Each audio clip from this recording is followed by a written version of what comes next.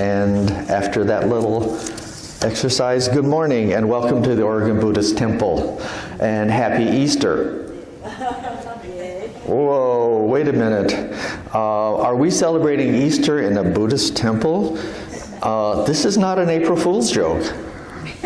I'm not talking about celebrating with bunnies and chicks and bright colors. I want to talk today about Buddhism and how it's related to the traditional Easter story.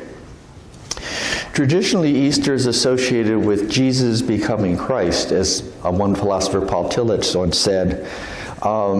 Jesus came into Jerusalem to celebrate Passover, which is an important Jewish holiday celebrating the plight of the Jews in Egypt. It is said at the end of the Seder, the Passover dinner, Jesus broke bread and said, "This is my body. It is given to you. Do this as a remembrance of me." Then he said, "Take this cup as a sign of the new covenant in my blood. Do this in remembrance of me." Jesus went to a garden called Gethsemane and prayed to God, for he was a little fearful. And he prayed that God would give him strength to endure the threats that were coming to him. God told Jesus to be true to yourself. Do not be afraid. You have something greater beyond death. You will find your true self. Jesus was then arrested, tried, and sentenced to be executed by a very cruel and agonizing method called crucifixion. He was nailed to a cross, and as he died, he said, "Father, into thy hands I commit my spirit." His body was taken to a tomb, and a giant stone was then placed over the entrance. 2 days later, it was found that the stone had been moved, and Jesus' body was no longer in the tomb. He had risen from the dead and was walking among his disciples. At that point, Jesus became Christ, and he had found his true self. He had fulfilled his purpose on earth. He rose to heaven, and with this came a new beginning of a new age. Christ said he would come back to save all who believed in him and give them everlasting life.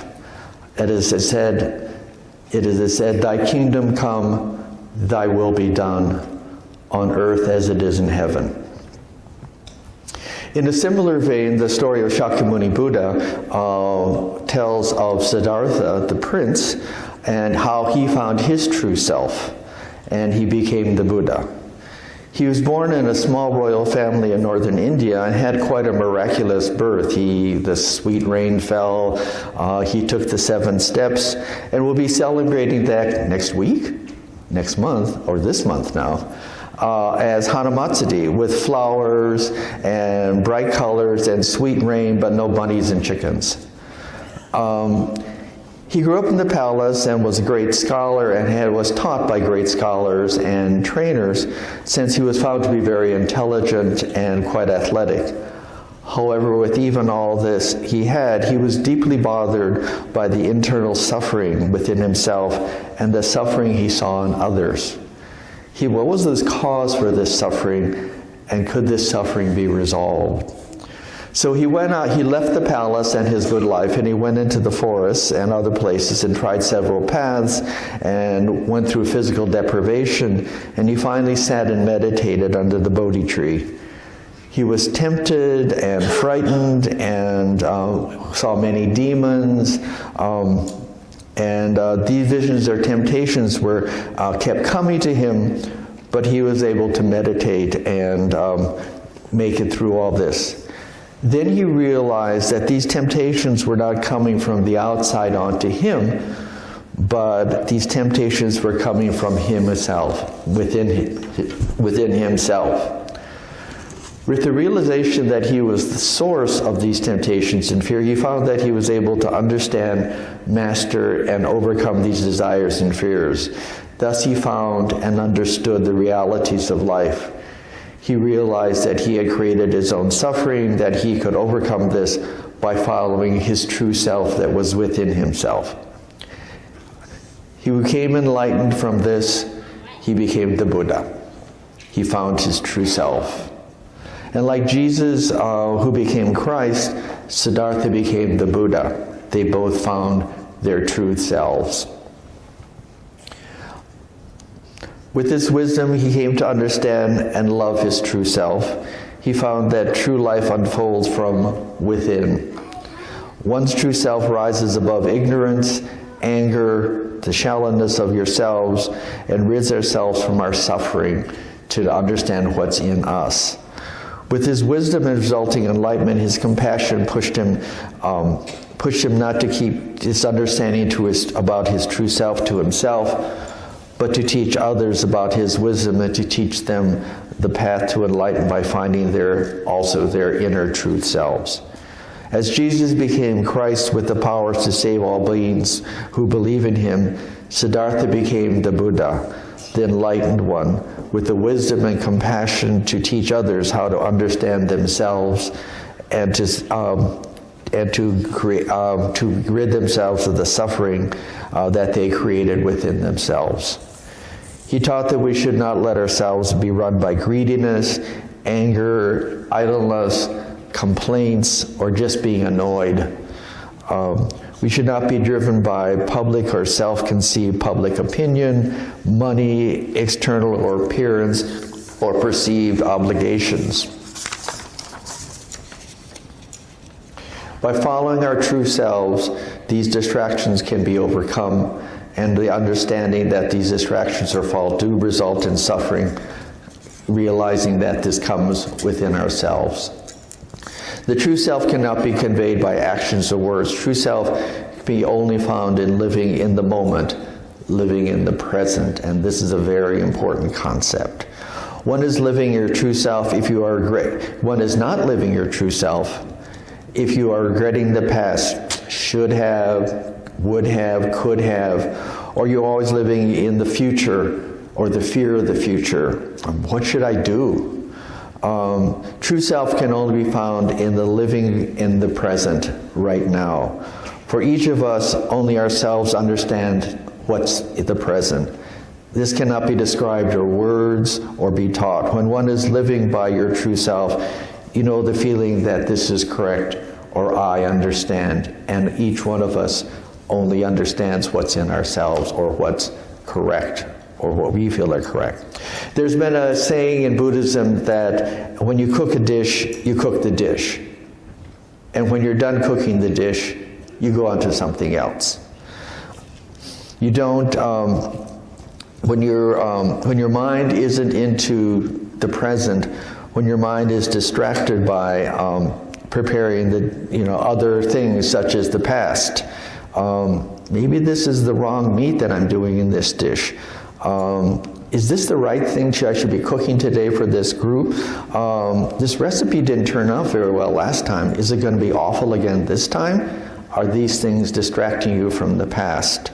Are you distracted about the future? What if they don't like this? Maybe I should be giving them something else. And what you're doing is you're being distracted by the concerns about the past, or you're being distracted by fears of the future. You're not making the dish. You're not in the present. If you are in the present, you are concentrating on just making the dish. You don't miss an ingredient, you don't miss a step, you don't overcook it, and the dish comes out perfectly just the way you want it to. And then you move on to enjoying it with your guests. If you meet somebody who seems to have found or live with this true self, you seem to sense it. You know it even though words can't describe what you're feeling or seeing. To me, there was a person named Reverend Yuri Kyogoku. Some people know who she is. And she was a teacher of mine who greatly influenced my learning about Buddhism and who taught me the deeper understanding of the Dharma. She seemed to have a presence about herself. She always seemed calm and presented herself in a level, knowledgeable, and in a compassionate manner. She could answer a question in an understanding, acceptable form. As I said, it was difficult to describe her manner or her being, but she was different from other teachers that I had been with. And she was actually different from other people. She was only this tall. She seemed comfortable, confident, and compassionate. It was like she was at peace with herself, and not in an artificial or a stage manner, but she gave an aura that was at peace. She was speaking from her true self, or certainly seemed to be that, and you know it and could feel it. Something told me she was different. Some have said when they've met the Dalai Lama, have any of you ever met the Dalai Lama? Yes. Some people have said when they met the Dalai Lama, they got that same feeling, not from his fame or from his reputation, but there was something about his presence that was different from others in an indescribable way. You could feel it, but you can't say it. He probably was an example of somebody who was finding their true self. At times, things seem to be going along fine, and it is difficult to appreciate or be aware of your life and your true self. You may believe you are living by your true self, or are you doing a pretty good job of just deceiving yourself? At times it takes a shock in your perception to see that you are really slipping away from your true self and how you are living and perceiving yourself. This is how Siddhartha felt when he left the palace and saw another world out there that was totally different from his impression. He had been leading this wonderful gifted life as a prince and found that his true self was yet to be discovered. For example, and I haven't even looked this up yet, what if this lottery ticket was worth $200 million and you had it in your purse? What would that do if you had $200 million? I think it's only 50 million this time. Would it be easier to find your true self with all this money? If you don't have to worry about money as a factor? Would you continue living as yourself and put the $2 million under a mattress? Or would you get a bigger car, a bigger house? Would you donate $1 million to Oregon Buddhist Temple and they would name a room after you? Or what is it easy? Is it really easier if you have all this money to really find your true self? What would you do? Would that say, oh, a lot of issues are now off the table and I have infinite possibilities? But these things or actions really reflect what is important. Or do these actions, wrong word, do these actions really affect what is important with all this money? Maybe it does or maybe it doesn't. They create, or did you create by all this money new sufferings, being tempted by possibilities and not be guided by your wisdom or true self? But you're influenced now by all this money, all the people who are saying, gee, you have all that money, appearances, vanities, actions, or goals that you want something back from them. Another situation that can shock you or is what happens if you've been diagnosed with metastatic pancreatic cancer, which is a horrible cancer to get? Or what if you've been told that you're having significant heart failure, your heart is dying, and with either one of these you have less than a year to live? Would this change how you perceive your true self with only a finite number of days and knowing this?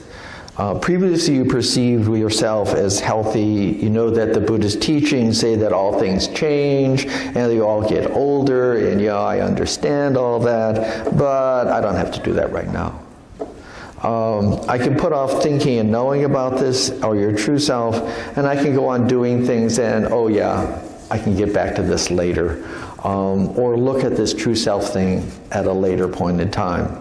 However, with the short, finite time of your life left, and maybe even in weeks or down to days, do you finally awaken to finding and looking at your own true self inside you and let this guide you and teach you about appreciation and gratitude and live each moment in the present and not caught up in the life of regret of the past, should have done it, or the future, my gosh, I only have 1 month left.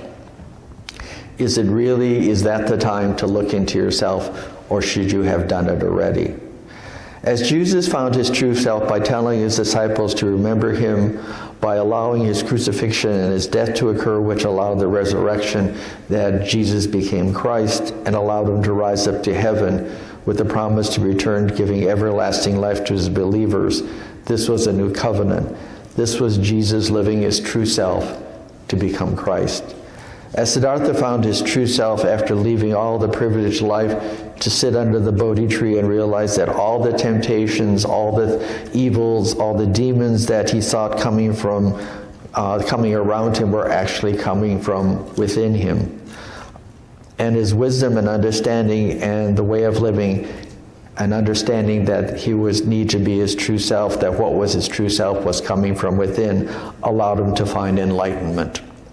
From his wisdom, he found that his true self was within himself. He taught that persons needed to find their true selves from within themselves. When the true self is ignored, then suffering is created from greed, anger, ignorance, and regrets. We may blame others for these faults, but it's really coming from within ourselves, and understand that. We are denying our true selves.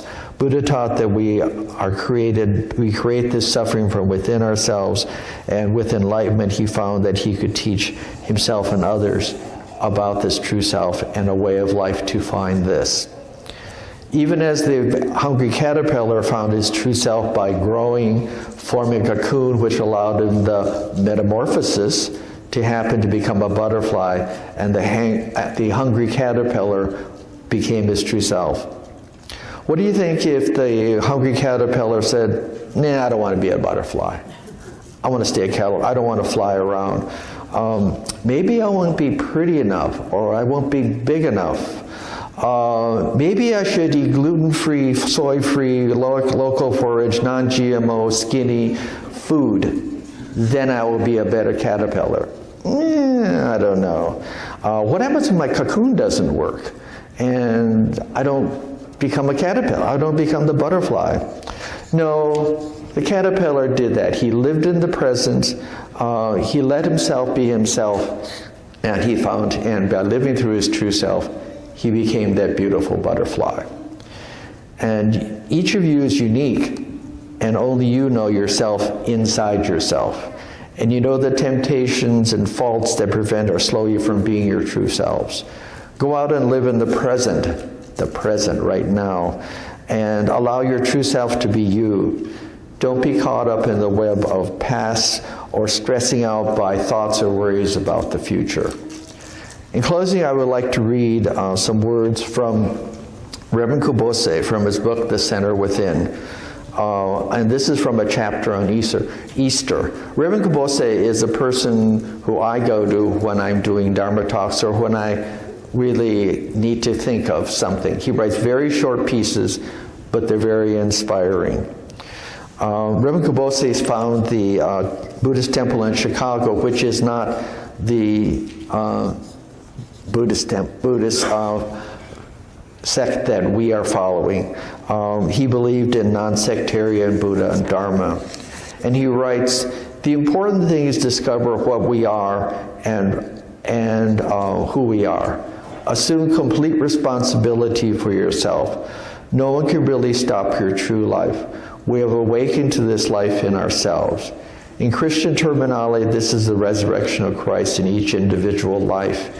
Each individual should become a Christ just as Jesus became a Christ. This is how I interpret Easter. Thank you very much for listening to me at this present. Let's close with Namo Gasho. Namo Amida Butsu. Namo Amida Butsu. Namo Amida Butsu.